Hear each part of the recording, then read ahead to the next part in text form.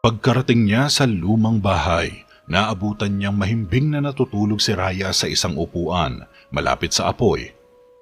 Dahan-dahang lumapit si Aragon upang gisingin ang prinsesa.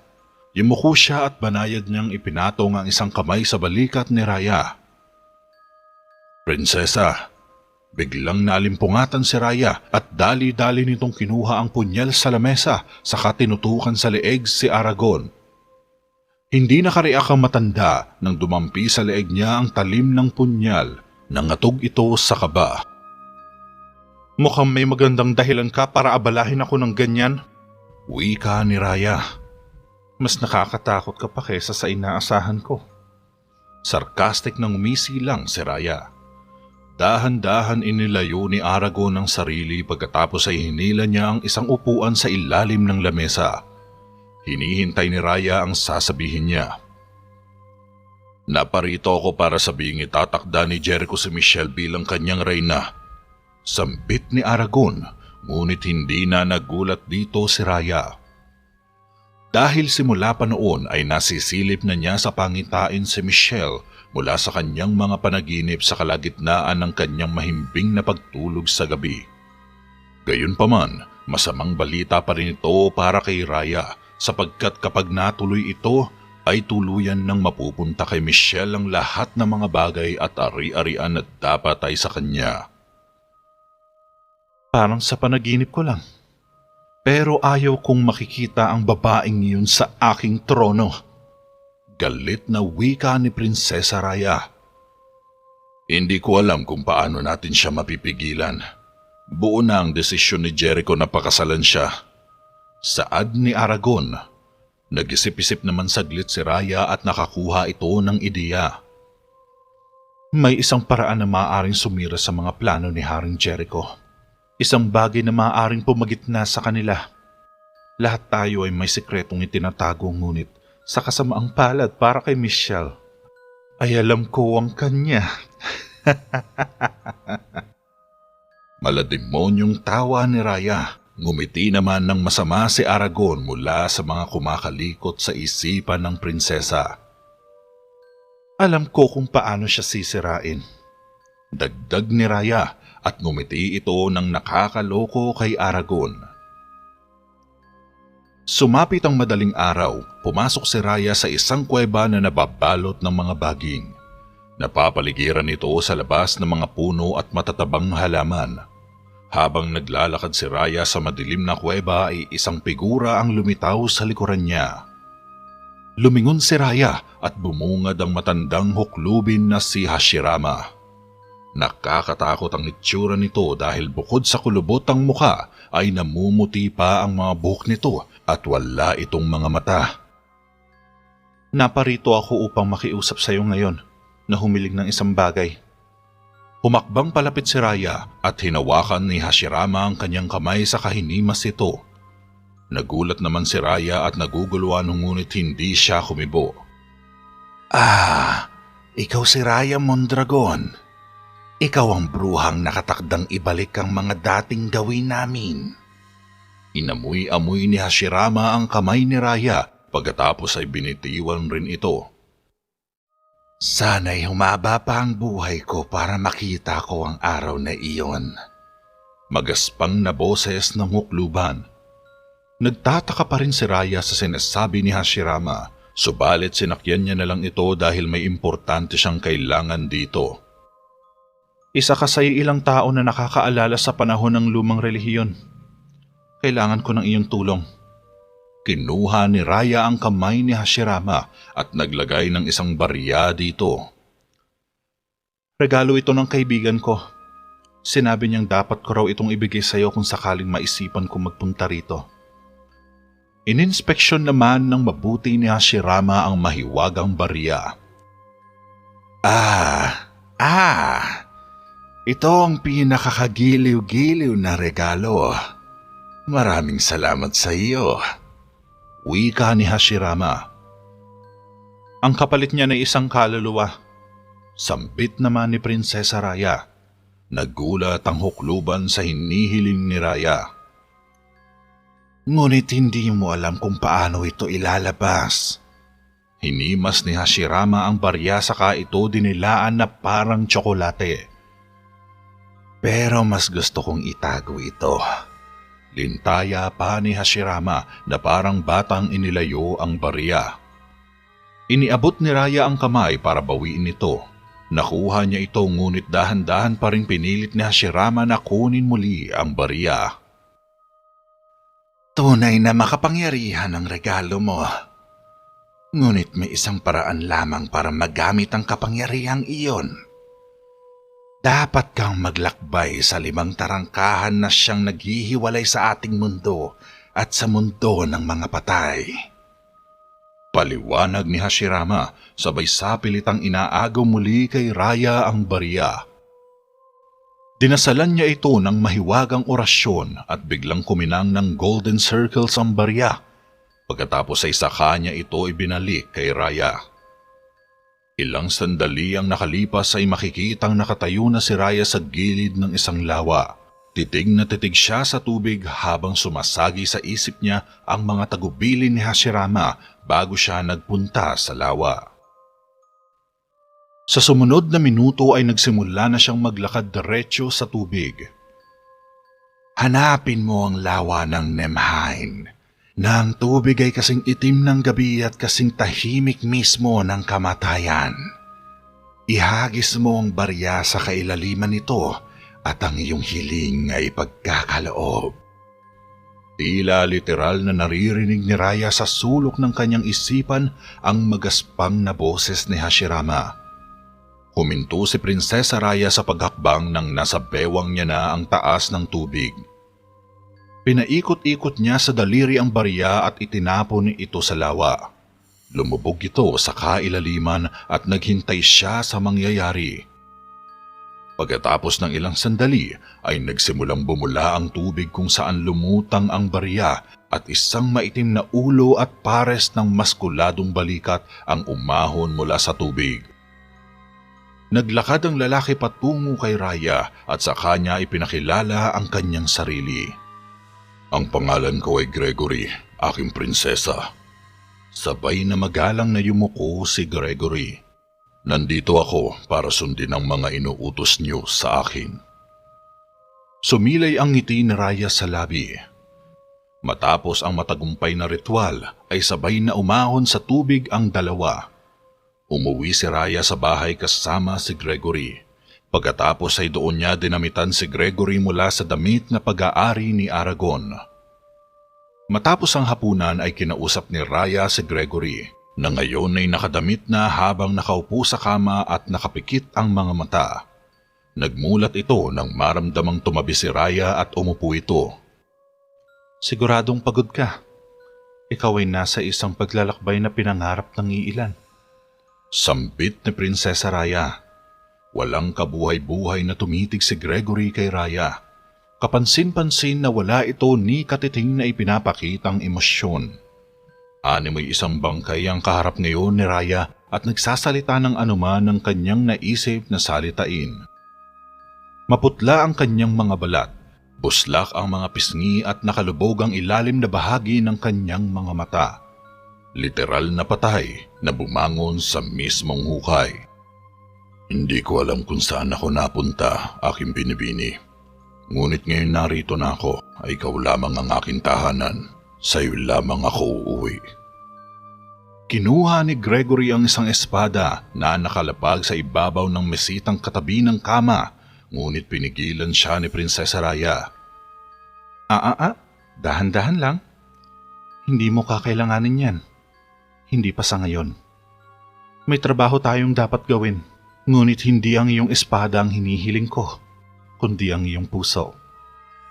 Ito ang gagamitin mong sandata laban sa ating kaaway. Sabay ngumisi si Raya ng nakakaloko. Tumangulang si Gregory bilang tugon. Nagsimula si Raya sa pagsasailalim ng spell kay Gregory para sa mga planong gagawin nila. Samantalang sa mga oras naman ito ay nasa loob ng silid ni Jericho ang dalagang si Michelle na kasalukuyang inaayos ang kama ng hari habang pinagmamasdan siya ni Jericho mula sa siwang ng kanyang pintuan. May isang babae. Isang babaeng naglilingkod. Isang mababang uri ng tao na tinatawag na Michelle. Gaya ng pagkakakilala sa kanya ng kanyang mga kaibigan. Sambit ni Raya kay Gregory. Dahan-dahang lumapit si Jericho sa likod ni Michelle at inilapat ang mga kamay sa mga mata nito. Nagulat si Michelle pero alam niyang si Jericho lang ang nasa likuran niya.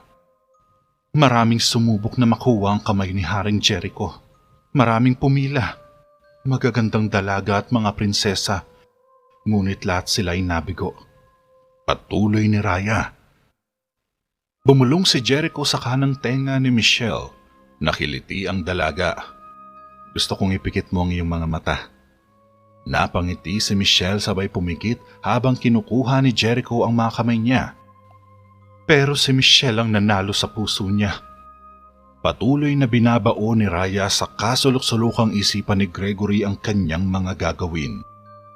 Habang patuloy ring naglalambingan ang dalawa, kumuha si Jericho ng tela sa bulsa niya at nilagyan ng piring ang mga mata ni Michelle, saka ngumiti ng may pag-asa. Siya ay tapat at prangkang babae at isang simpleng kaluluwa. Tumayo si Raya para iabot ang espada kay Gregory. Kinuha ito ng lalaki at pinagmasdang maigi ang matalas na espada. Nagpatuloy si Raya sa pagbulong sa tenga niya. Ngunit lubos na nagtitiwala sa kanya si Jericho, gaya ng ginagawa niya sa iyo. Dahil ikaw si Gregory, ang marangal, ang matapang, ang dakila. Ikaw ang nangunguna at siyang may paninindigan sa batas ng kabalyero. Sambit ni Prinsesa Raya na nakangisi. Inakay ni Jericho si Michelle papasok sa sarili nitong tahanan na nakapiring. Dahan-dahang isinara ni Jericho ang pinto pagkatapos ay inakay niya sa sala ang dalaga na tahimik lang din na sumusunod. Bago pa siya napunta kay Jericho, ay pag-aari mo na siya, Gregory. Ikaw ang unang lalaking nagpatibok ng puso niya. At ikaw dapat ang pinakahuling lalaki sa kanya. Bulong ni Raya. Dahan-dahan inalis ni Jericho ang piring ni Michelle sa mata. Dahil dito ay bumungad sa dalaga ang napakaraming mga kandila na nagliliwanag sa buong paligid na halos tumakip na sa kanyang tahanan. Kasunod nito ay hinawakan ni Jericho ang kamay ni Michelle at dinala ito sa upuan. Excited itong umupo at lumuhod si Jericho sa harapan niya. Sumilip si Javier sa siwang ng bintana para lang umusisa. Michelle, maaari ko bang hingin ang iyong kamay at maging aking kabiyak? Sandaling natahimik si Michelle. Hinintay ni Jericho ang isasagot niya. Lumuhod si Michelle at niyakap na mahigpit si Jericho.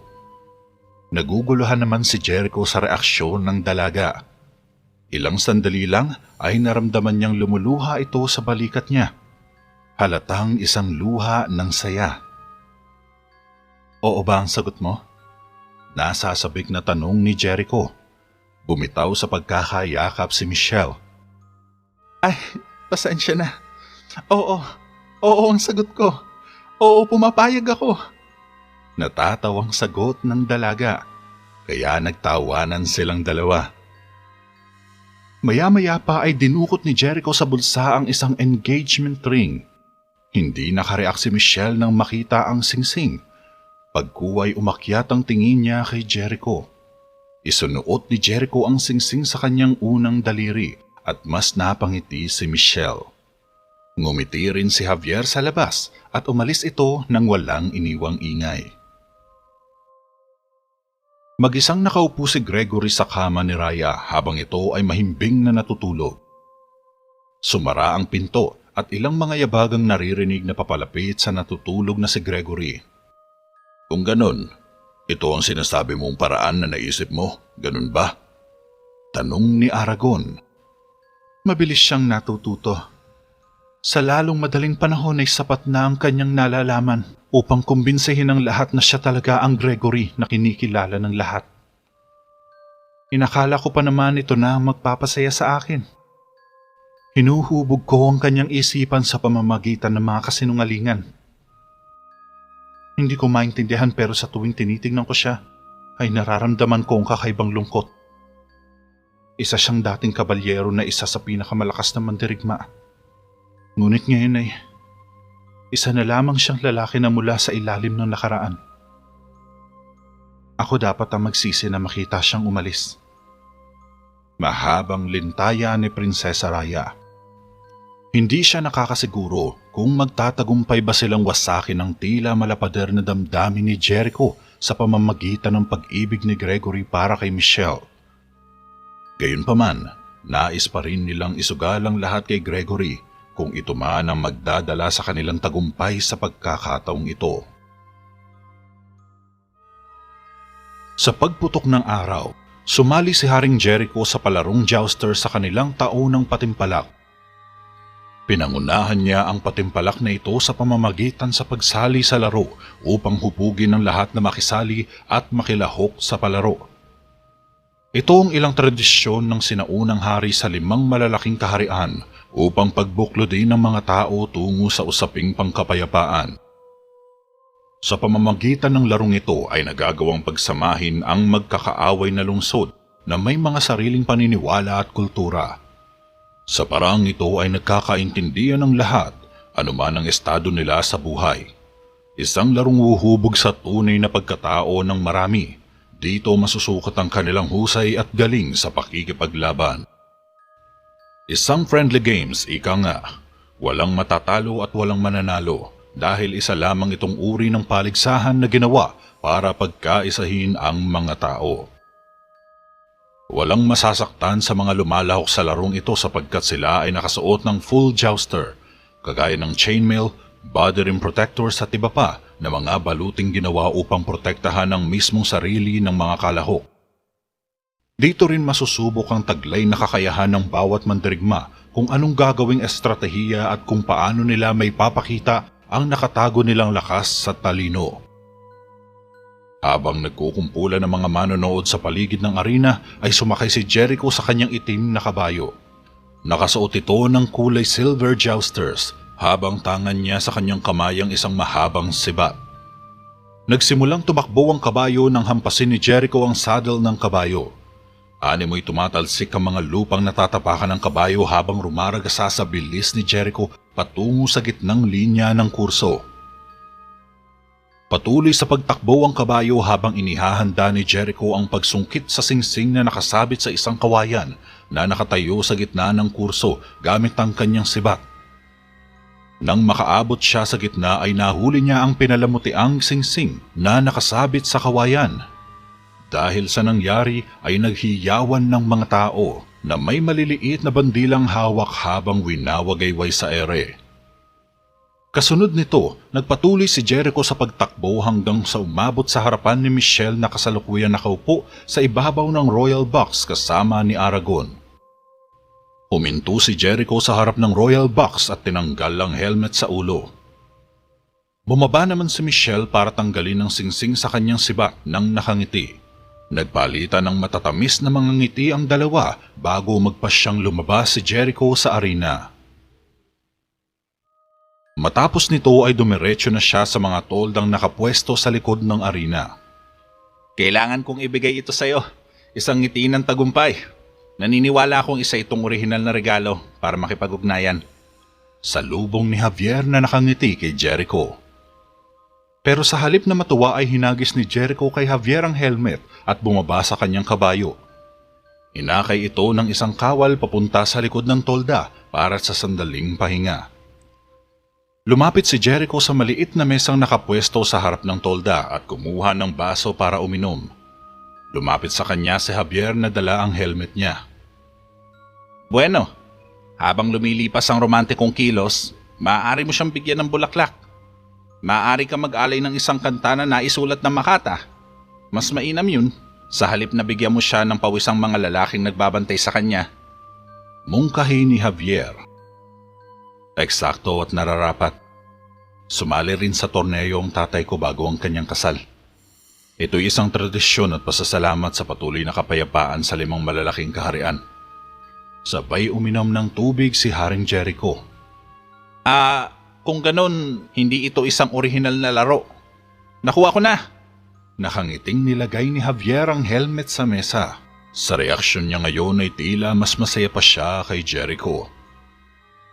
Sa tingin ko naiintindihan ng magiging asawa ko kung anong bagay ang aking ginagawa. Itinaas ni Jericho ang baso para ipahiwatig si Michelle sa kinatatayuan nito. Nakangiti habang kinukuha ang pinalamutian na singsing mula sa sibat ng isa sa kabalyerong si Ramon na siyang pinakahuli sa mga sumabak sa torneo. Maraming salamat.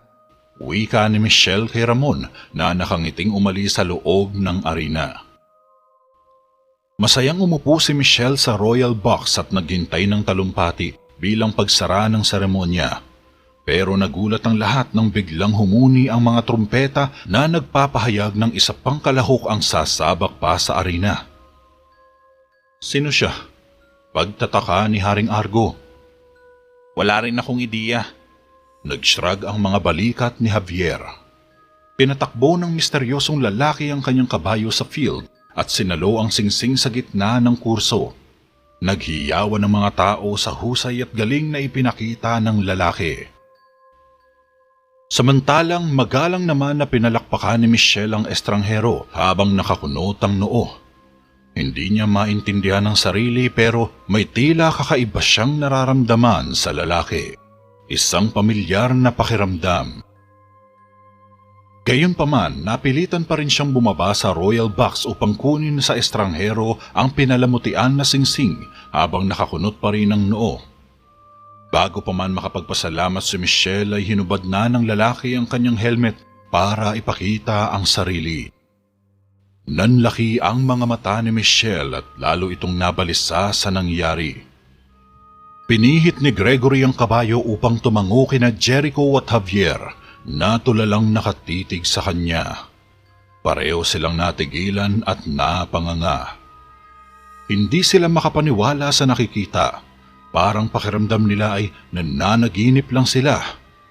Parang nawasak ang realidad ng dalawa. Hindi sila sigurado kung namamalikmata lang ba sila. Ngunit isa itong kaganapan na hindi nila maaaring ikumpara sa isang panaginip. Makalipas ang ilang oras ay masayang nag-uusap sa isang parihabang lamesa ang mga miyembro ng round table. Nasa ulunan ng lamesa nakapwesto si Jericho, samantalang nasa kanan si Michelle habang si Gregory naman ay nasa kabilang dulo ng lamesa. Ang iba pang mga kabalyero ay nasa gilid lang ng lamesa na nakaupo habang kaharap ang mga alak, prutas at ilang samot-saring putahe ng masasarap na mga pagkain.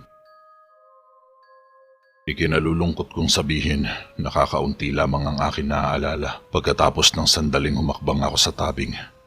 Ang aking kwento ay hindi magiging kasing liwanag ng gusto ko.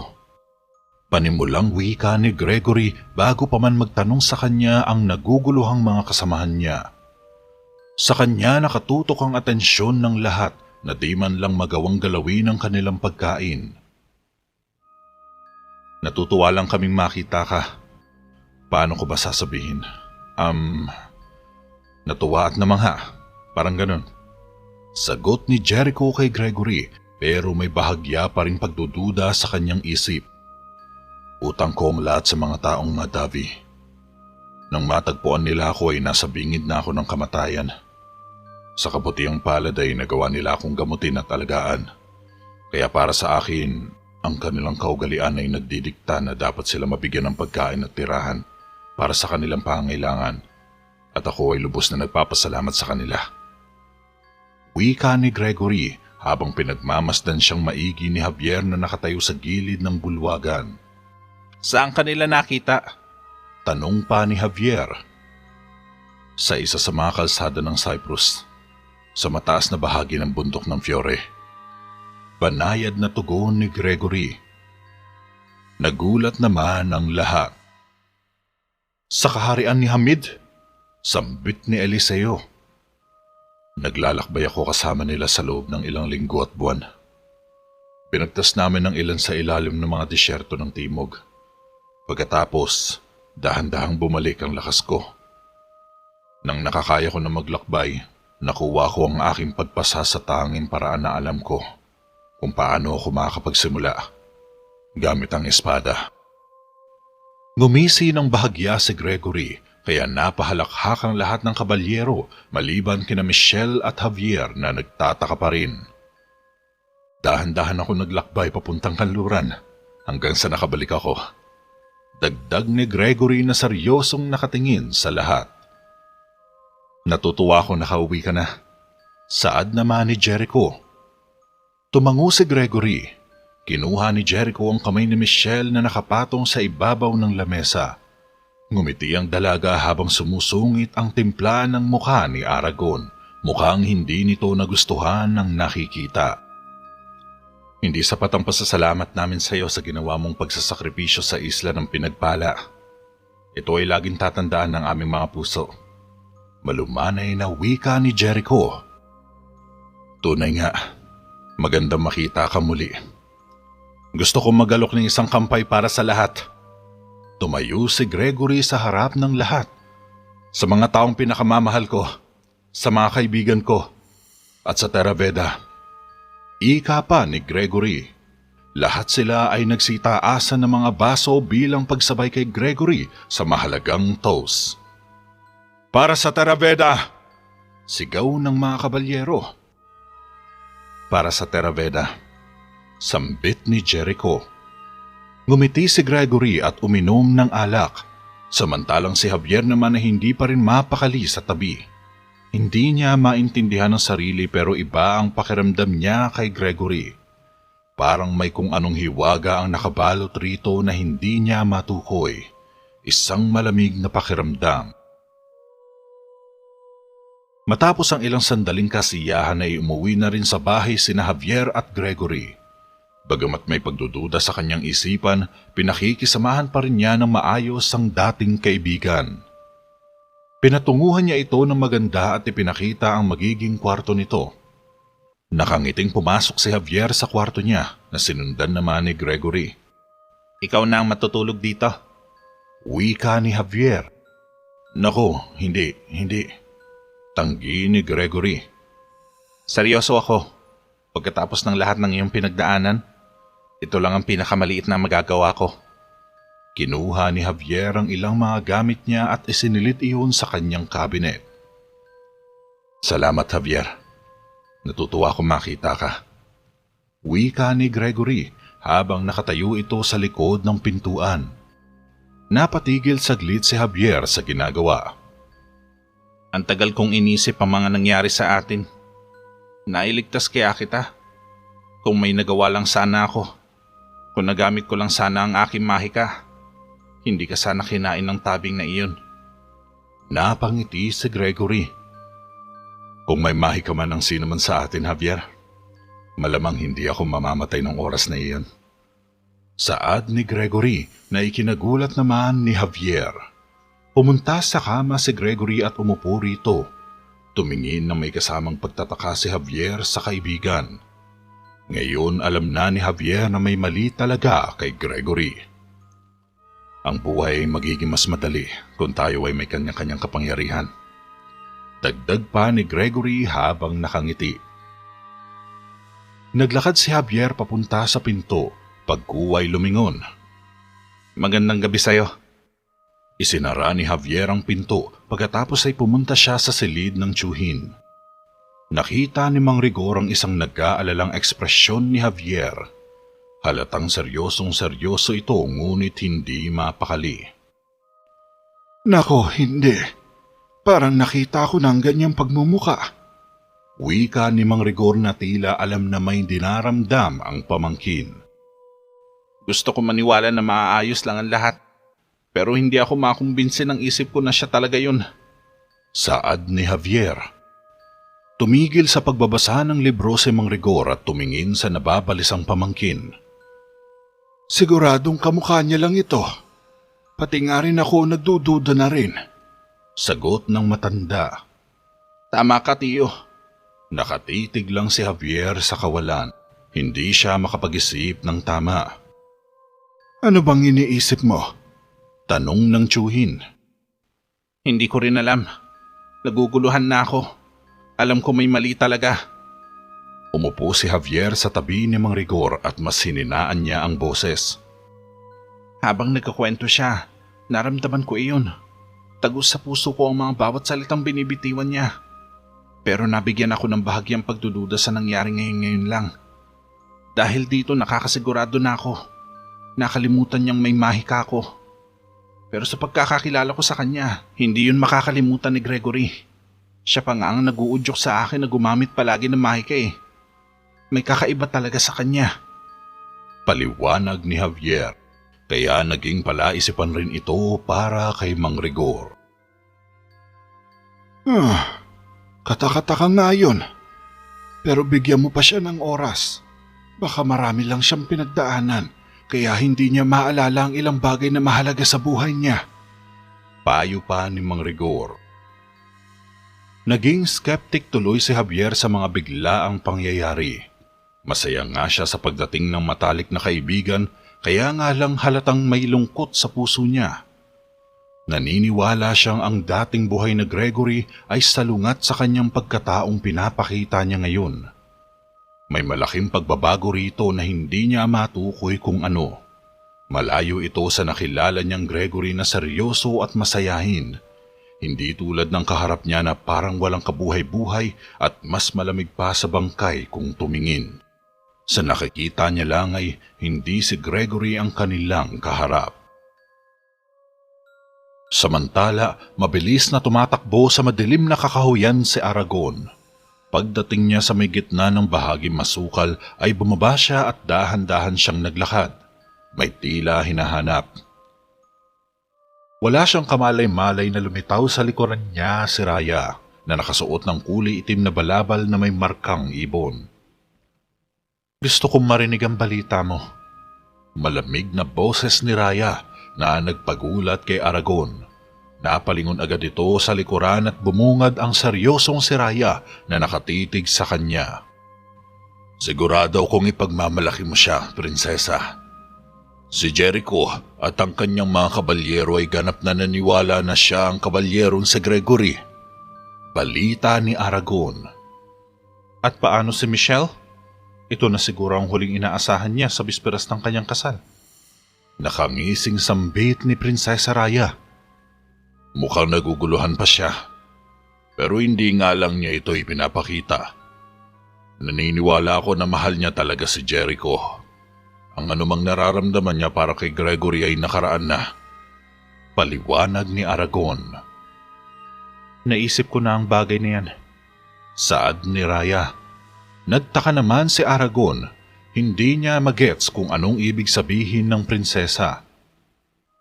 Maya-maya pa ay naglabas ng isang silver bracelet si Raya na hugis dark circle. Sinimulan niya itong dasalan, kaya bahagyang nabalisa si Aragon. Biglang kuminang ang mga mata ni Raya at saglit na kumislap rin ang paligid ng bracelet. Sa tingin ko ay oras na para gisingin muli ang natutulog nilang mga damdamin. Napangiti silang dalawa habang kinukuha ni Aragon kay Raya ang bracelet. Kinabukasan, kasalukuyang sinusuklay ni Michelle ang buhok sa maliit na salamin nang may kumatok sa pinto ng kanyang bahay. Binuksan niya ito at nagulat siya nang makita si Gregory na nakasandal sa frame ng pinto na may kasamang kaakit-akit ng ngiti. Hindi ako sigurado na makikita pa rin kita rito. Akala ko baka may sarili ka ng kwarto na nasa loob ng palasyo. Mag-iiliw na sabi ng lalaki. Gusto kong manatili dito hanggat kaya ko. Maaaring hindi ganoon kaganda, ngunit ito ang aking tahanan. Sagot naman ni Michelle. Iniiwasan niyang makipagtitigan ng matagal kay Gregory. Tumikhim ng bahagya si Gregory. Pwede ba akong pumasok? Medyo nabigla si Michelle. Nag-alala siya baka kung anong isipin ng iba kung sakaling may nakakita sa kanila. Tumingin sandali sa paligid si Michelle na sinundan din ng tingin ni Gregory. Napansin nilang paroot pa rito ang mga tao. Lahat ay abala sa mga pang-araw-araw na ginagawa. Huwag kang mag-alala. Ayos lang sa akin kung ayaw mo. Saad ni Gregory. Ngumiti si Michelle at bahagyang niluwagan ng pinto. Hindi ko akalain na makikita pa kita. Isa itong malaking sorpresa. Naglakad papunta sa sala si Michelle. Marahang sinara naman ni Gregory ang pinto sabay na tumingin sa dalaga. Nagagandahan siya sa suot ni Michelle na mahabang asul na bestida at ternong blusa. Alam ko, maikling sagot ni Gregory. Nang marinig ko ang ginawa mo, nakonsensya ako. Dapat sana hindi ko na yun sinabi. Hindi ka sana nawala pa. Malungkot na saad ng dalaga. Makikita ang kanyang pagsisisi sa mukha. Hindi. Ayos lang yun. Wika ni Gregory. Prinotektahan mo si Jericho tulad ng hiniling ko sa'yo. Tumangulang si Gregory. Kung hindi dahil sa'yo, walang kasalan na magaganap. Walang sapat na mga salita para pasalamatan ka. Napakabuti mo. Bukal sa loob na sabi ni Michelle. Nakatayo lang si Gregory sa harap niya at nakikinig sa mga salita niya. Hindi na kailangan yun. Ginawa ko ang nararamdaman kong tama sa puso ko. Itinuro mo sa akin yan, Michelle. Humakbang palapit si Gregory. Mukhang sa tingin niya ay ito na ang tamang oras para gambalain ang pusong nananahimik sa pagitan nila ng dalaga. Ginawa ko yun para maging totoo sa sarili ko. Alam kong balang araw ay magiging isa kang kahangahangang reyna. Ang pagmamahal mo sa iyong bayan ay mahihigatan lamang ng pagmamahal mo kay Jericho. Pumunot si Gregory ng tela at hinubad ang bracelet na ibinigay sa kanya ni Aragon kanina bago siya nagpunta sa bahay ni Michelle. Ibinigay sa akin ng mga taga-Madavi itong pulseras na may magandang kapalaran para sa aking paglalakbay. Nais kong isuot mo ito. Dahil nakikita ko ang kanilang kabutihan sa iyo. Inuha ni Gregory ang kamay ni Michelle at puwersahang inilagay ang bracelet sa kanyang pulso. Ito ay isang bihirang bagay at maswerte ako na naantig ako nito. Binigyan siya ng dalaga ng isang maliit na ngiti. Hindi siya komportable nang humakbang ito palapit at hinawakan ang mukha niya sa mga kamay nito. Kasunod nito ay marahan siyang hinalikan ni Gregory sa noo at nagulat si Michelle nang makaramdam siya ng kaginhawaan ng sandaling ito. Tila may isang puwersang nagtutulak sa kanyang ngumiti sa kabila ng kalapastangang ginawa ni Gregory. Sa mata ng iba ay mali itong ginagawa nila sapagkat ikakasal na siya sa hari. Isa itong kasalan na maaaring hindi na mabura pero hindi niya maintindihan ng sarili kung bakit siya masaya. Parang pakiramdam niya ay nasa alapaap ang puso niya nang hinalikan siya ni Gregory. Bahagyang napatango si Michelle. Hangad ko sa inyo ni Jericho ang walang hanggang kaligayahan, Michelle. Tiningnan siya nito nang nakangiti habang paalis. Ngumiti siya pabalik, ngunit napawi ito habang walang kasiguraduhan ng tingin niya sa bracelet. Iba ang pakiramdam niya rito. Para bang dito nang gagaling ang puwersang naramdaman niya kani-kanina lang. Pagkatapos nito ay isinara niya ang pinto nang makaalis na si Gregory.